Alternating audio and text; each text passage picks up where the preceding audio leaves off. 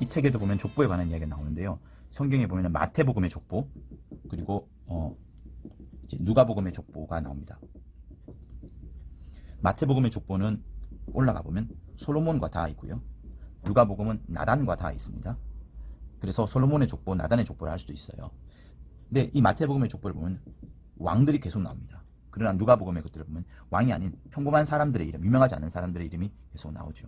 이 선에서 크게 구별이 됩니다. 마태복음의 족보, 솔로몬의 족보, 왕의 족보, 누가복음의 족보는 나단의 족보, 평민의 족보, 이렇게 크게 구별할 수 있어요. 예수에 관해서 이렇게 두 가지 족보가 나오는 그 중요한 이유는 그리스도 때문인 겁니다. 그리스도라는 것은 반드시 다윗의 자손이면서 또 한 이새의 뿌리여야 합니다. 이새 뿌리. 이 두 가지가 만나는 지점이 바로 그리스도이기 때문에 이 두 가지 다를 함께 보여주는 것이 이 마태복음의 족보와 그리고 누가복음의 족보인 거예요. 쉽게 말하자면 누가복음은 이새의 뿌리까지 닿아지고 이 마태복음은 다윗의 자손, 그 다윗까지 다 닿아지는 것이 한 흐름입니다. 유대인의 왕을 강조하려면 다윗의 자손, 그죠? 다윗의 자손이어야 하고 그 끝점이 누구냐면 요셉이 됩니다.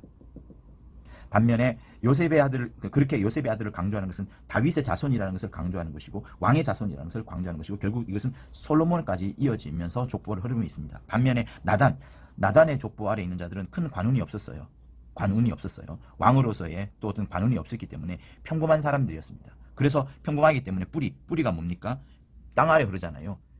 이 세상에서 크게 두각을 드러내지 못했던 그런 것이기 때문에 뿌리라고 생각하시면 됩니다. 자, 이것을 한번 그림을 그려서 한번 보도록 해볼게요. 자, 이새가 있고요. 이새의 아들 다윗이 있습니다. 그리고 다윗에게서 다윗과 바세바 안에서 4명의 자식이 있어요. 누구 있고 그 다음에 나단 있고 그 다음에 솔로몬 이렇게 있습니다. 그래서 솔로몬이 왕이기 때문에 솔로몬을 먼저 한번 써보도록 합니다. 솔로몬 그리고 나단.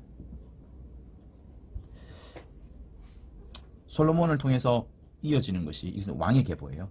왕의 계보를 통해서 이어지는데 그것이 어디까지 가냐면 이제 요셉까지 이릅니다. 요셉의 아버지가 야곱이에요. 친아버지, 바로 위 아버지가 야곱이고, 그럼 요셉이 이렇게 있습니다. 그리고 나단을 쭉 흘러오죠. 나단은 뿌리기 때문에 관운이 없고 왕의 계보가 없기 때문에 큰 이름의 역사가 없어요. 등장하는 사람이 누구냐면 이제 헨리가 등장을 합니다. 곧 마리아의 아버지죠. 마리아의 아버지니까 요셉의 장인어른이 됩니다. 네. 이것이 이제 이쪽은 왕의 계보예요. 왕의 계보이기 때문에 왕으로서 보여지니까 줄고, 그래서 이것을 줄기라고 말하고요. 나단은 땅 아래에서 평민으로서 살았기 때문에 뿌리라고 말합니다.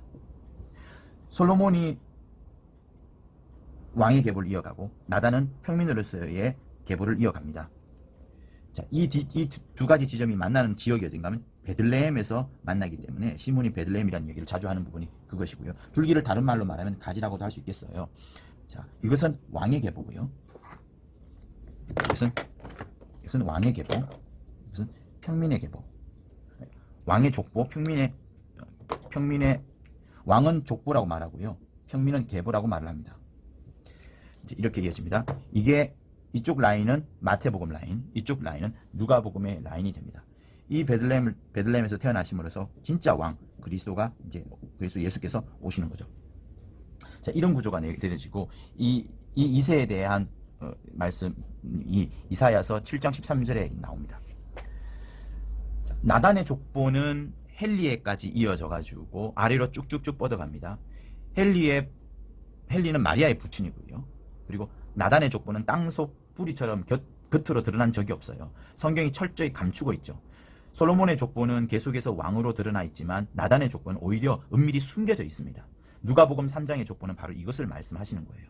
땅속 뿌리처럼 땅속 곧 드러난 적이 없기 때문에 이새 뿌리에서 뿌리라고 말한 이유가 바로 그 이유입니다. 시므온은 그는 하나님이 되시다 책에서 이렇게 말씀을 하시는 것 같아요. 다윗은 왕이 된 거로 족보상 머리 조상이다. 다윗이 왕이 된 거로 족보상 머리 조상이다. 이 가문의 머리 조상이고요. 이 가문의 머리 조상이 됐기 때문에 다윗이 머리 조상이 됐기 때문에 이쪽 가문은 머리 조상을 다윗으로 할 수가 없습니다. 그래서 한 단계 위에인 이새를 머리 조상으로 하는 거죠. 그래서 이렇게 말씀을 하셔요. 다윗은 왕이 된 거로 족보상 머리 조상이다. 그러나 나단은 다윗의 큰아들이지만 왕이 되지 않은 거로 그의 조부 이새를 머리 조상으로 하여 그의 세계를 이루어 간다. 이렇게 말씀합니다. 이사야서 11장 1절에 의하면 이새의 자손에서 예수가 나와야 돼요. 이새의 줄기, 곧 땅 위에서 한 싹이 나오고 이게 28대를 이어갑니다. 그리고 땅 아래에서, 땅 밑에서 한 촉이 나오는데 그게 42대를 이어갑니다. 이쪽에서는 한 싹이 나오고 이쪽에서는 한 촉이 나오는데 42대 28대. 왕의 가문이기 때문에 오래 살겠어요? 오래 살지 않겠어요? 오래 삽니다. 그래서 28대만으로 충분히 이어지는데 나단은 평민의 삶이었기 때문에 짧은 삶을 살았어요. 관운이 없었겠고. 그러니까 많은 계수를 이어가면서 이 계보를 이어가는 겁니다. 그래서 28대와 42대 차지가 있는 거예요. 나단도 솔로몬만큼 중요한 인물입니다.